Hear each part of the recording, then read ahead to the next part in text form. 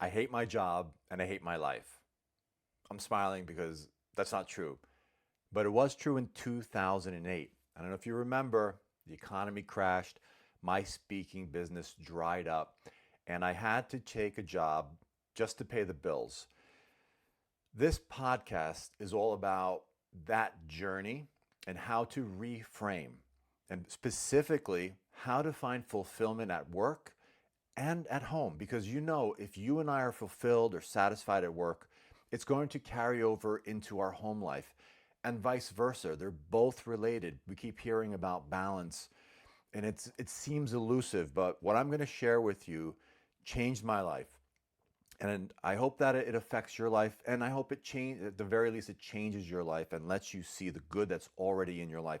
Whether you're at a job that you think you hate or are discontented with, or in a relationship that you're not happy or satisfied with, don't feel fulfilled, this strategy might help you find purpose and fulfillment and even happiness and contentment and any other adjective you can use to describe how you want to feel right now. That's the power of reframing. So let me tell you what it is.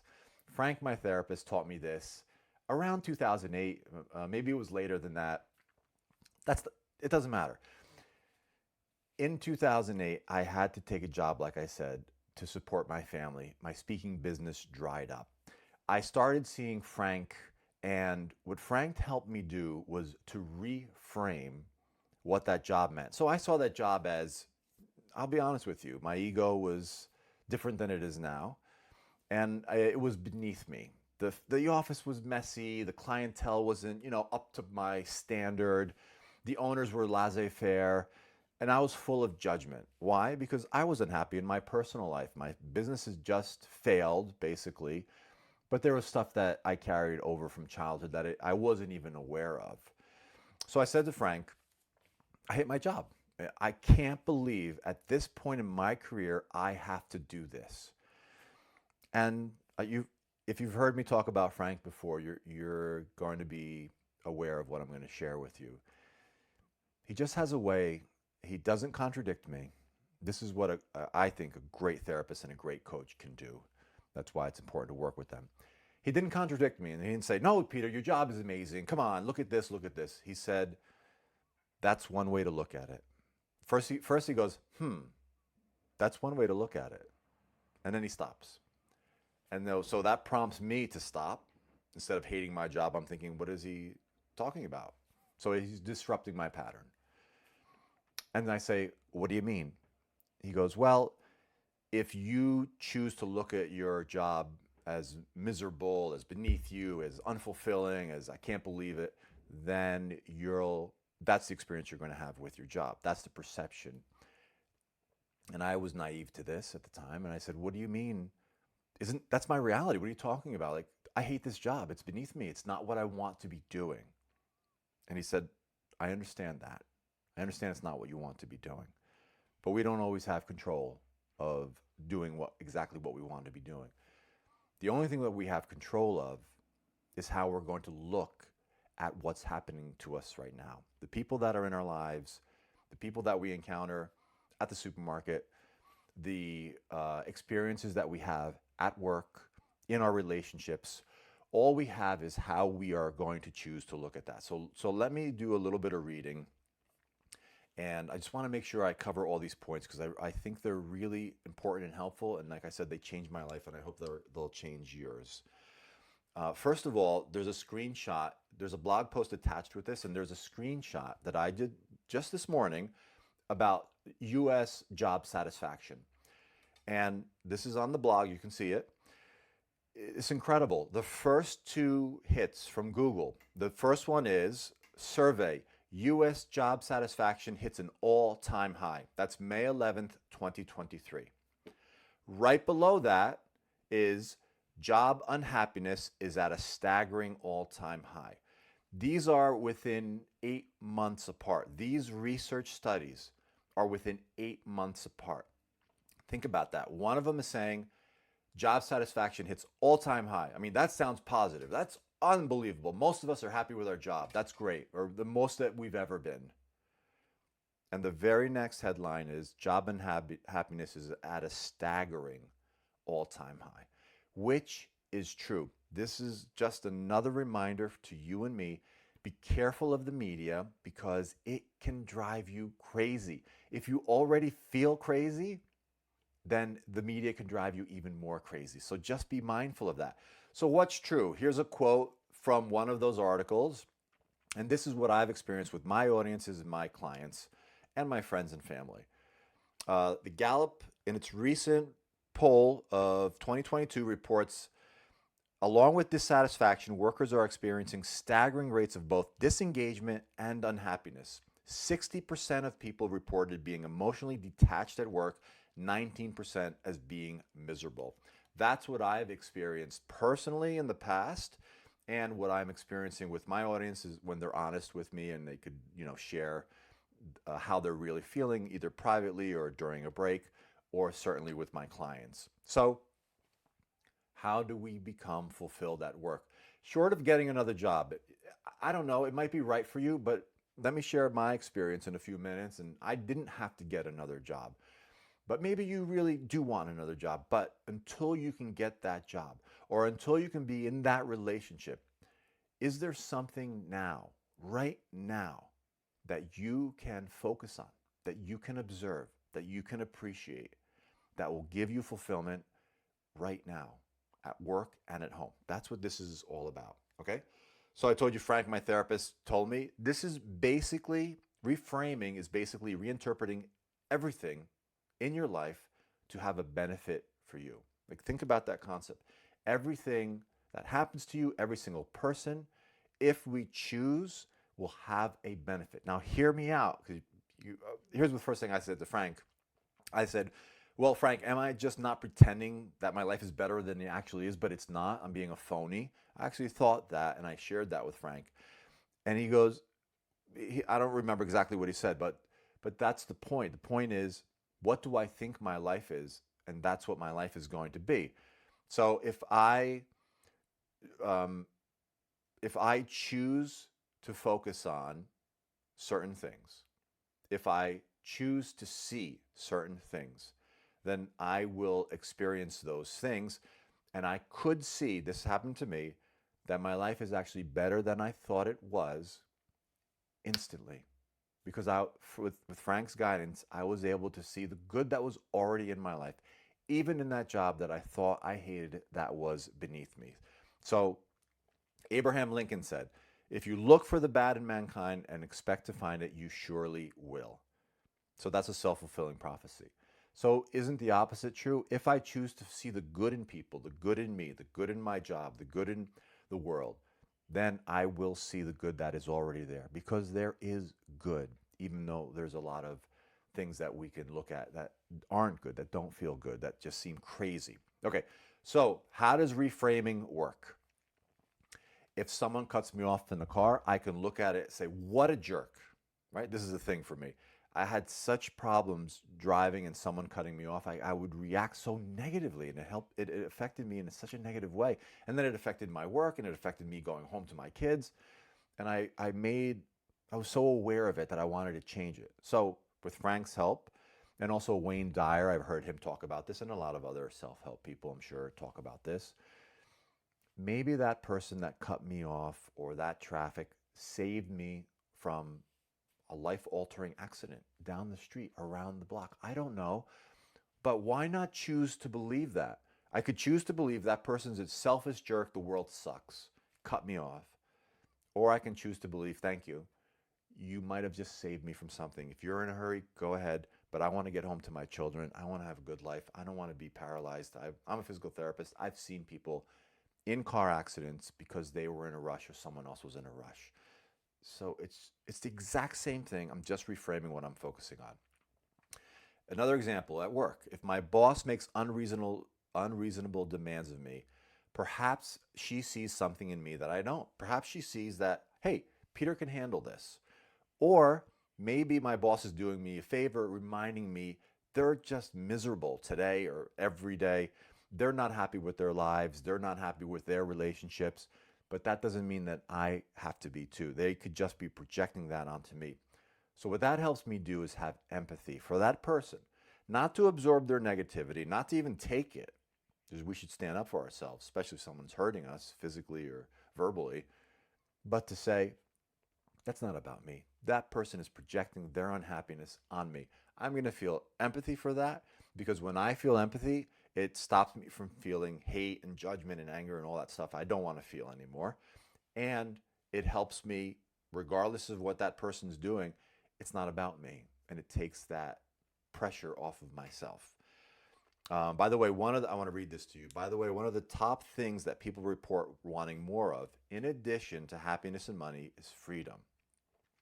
Seeing a choice in everything gives us that immediate freedom. We immediately feel free if we can look at whatever is happening in our lives. It could be our jobs, it could be our relationships, and seeing that I have a choice to focus on whatever I see good in this, and that gives me a feeling of freedom. When you and I are feeling freedom, I just want to find where this is. Right, so in addition to having more happiness and money, we want freedom. So seeing a choice in everything gives us that immediate freedom and the potential for happiness and ultimately making more money. Because, hey, I'm happier now. I feel more free. I can free up my mind and figure out how to make more money if that's what's important to me.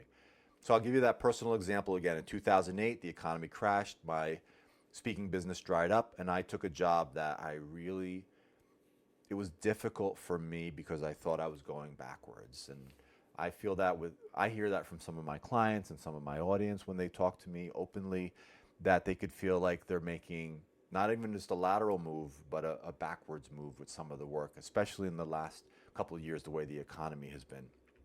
So that's when Frank replied, that's one way to look at it, and that's what started this whole conversation. So here's what happened, by the way. When I reframed what that job meant to me, trying to find the good that was already there, and this took some work and some time, but this is what I came up with. Thank God I can support my 3 young children while I regroup and rebuild my speaking business, which is what I feel is my purpose and fulfillment ultimately. So I was able, with Frank's guidance, to say, I'm being a good father. I'm doing what I'm supposed to be doing for my children because I feel like they are my first priority. I had children. Always wanted to have children. I don't know why exactly, if you knew my childhood, but there was a reason for it, and I felt responsible for them. So that gave me purpose in a job that could have been unfulfilling. Every day I would drive, instead of being miserable, driving to work saying, I can't believe I have to do this. How am I going to make it through 8 hours? I was able most of the time to reframe and find purpose and meaning and say, I'm doing this for a reason. And I could say it's temporary too. Everything is temporary, right? Life always changes. Then something happened that I never expected. And Frank, when I told him this, he just smiled at it. I made some of the best friends I still have from this job. I still have some of the best friends in my life I met through this job. I treated wonderful and kind people. And I met my current girlfriend of 5 years. I met her while working at this job. Now it's almost 20 years. It's 16 plus years that this happened. And guess what? I'm still there part-time 1 day a week because the owners have been so generous, because I've met such great people, because it's honestly, such an easy job for me that I have no problems working there. It supplements my income. I continue to see my friends and meet new people. It still serves a purpose in my life, and I'm very grateful for that. In 2008, almost 16 years ago, you almost couldn't have convinced me of that. Okay, so how do you use reframing? In a nutshell, interpret everything that happens to you. If you choose to, you don't have to do this. It's another choice. Interpret everything that happens to you, every person that comes into your life, every event at work, in your relationships, driving home from work today, any interaction you have with another human being. Can you interpret that as a benefit, a lesson, a gift, or a sign, or however else you want to interpret it? Let me give you some examples. Every person that comes into my life is teaching me something to make me the best person that I can be. Whether it's patience at the grocery store, generosity in traffic, letting someone go in front of me, kindness to someone who's lost on the street and doesn't know where they're going, to make them feel like, hey, you're going to be okay. Here's where you go. Or self-confident when someone's judging me. Number two, every time my bank account, so for me, one of the challenges that manifested, one of my challenges from childhood that followed me into adulthood is scarcity in money. That's just a personal thing that I've been because of my parents and how I interpret it. Every time my bank account dips below my comfort zone, I'm reminded money does not make me feel security. It's just something I use to do the things with the people that I love to do the things with, right? I just use the money so that I could be with the people that I love and do the things that I love to do. My security comes from purpose and relationships. It's just reframing. It's saying money is not my security, it's my relationships, the people that I love, doing the work that I want to do in this world. And that changes my relationship with money, whether I have enough or too little. It's not the money that's affecting me, it's me and my state of mind. And no matter where I am financially, I can still find purpose and fulfillment in my relationships, the things that I love to do, the people that I love to be with. At number three, every perceived disappointment, whether at work or at home, is a lesson in humility, reminding me I work hard not for my bosses or my clients' approval, not for the money, because it is my path in life and the key to my fulfillment at work and at home. Again, it's just reframing. No matter what happens, it's almost like nothing can hurt you. It's almost like Frank talks about having an armor up, that nothing can distract you from being the person that you want to be and doing the things that you want to do. And right now, I might not be in the job that I want to be. I might not be in my dream job. I might not have the money that I want. I might not be living in the house I want to ultimately live in. I might not be able to go on the vacations that I want to. But that doesn't mean that I can't feel fulfilled today. It doesn't mean I can't be present in my relationships with my children, my three children I love more than anyone and anything. I can do that without having any money. I can show them love unconditionally. I can have fun. I can cook a meal that's not too expensive. I can take a walk. I happen to live in a beautiful area. I can take a walk with the people that I love and care about, or I can just mingle with people. I like to be social now. I never was before, but after all this work, I've learned that, hey, I really don't hate people, and I actually can like them, which is, for me, was a really awesome breakthrough and understanding. It wasn't me. I was just projecting someone else's anger and hate onto other people.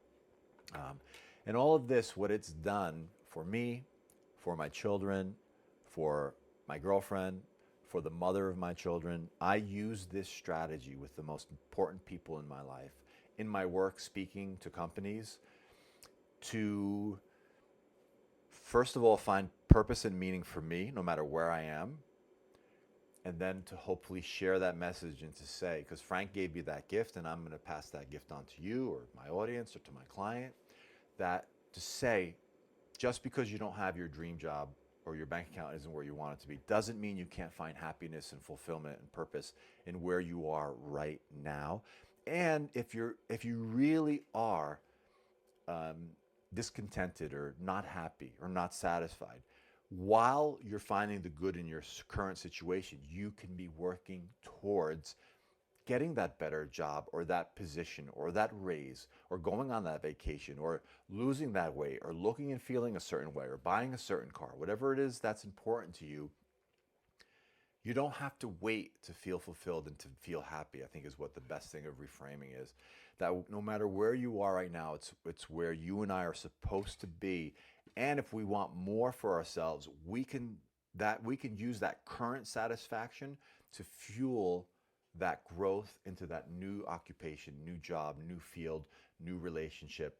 Because if we don't feel good right now and we hate where we are, like I was in 2008, it's so much harder to see a future. It's hard to see potential. It's hard to see that beautiful person coming into your life and being in this wonderful, passionate relationship and feeling good about yourself and sharing your life with someone. If I'm in a bad place right now, it's hard to see the good that is just around the corner. That person might walk right by me because I got my head down and I'm just thinking about everything everything and everyone that I hate, right? I hope that makes sense to you. I'm going to leave it at that.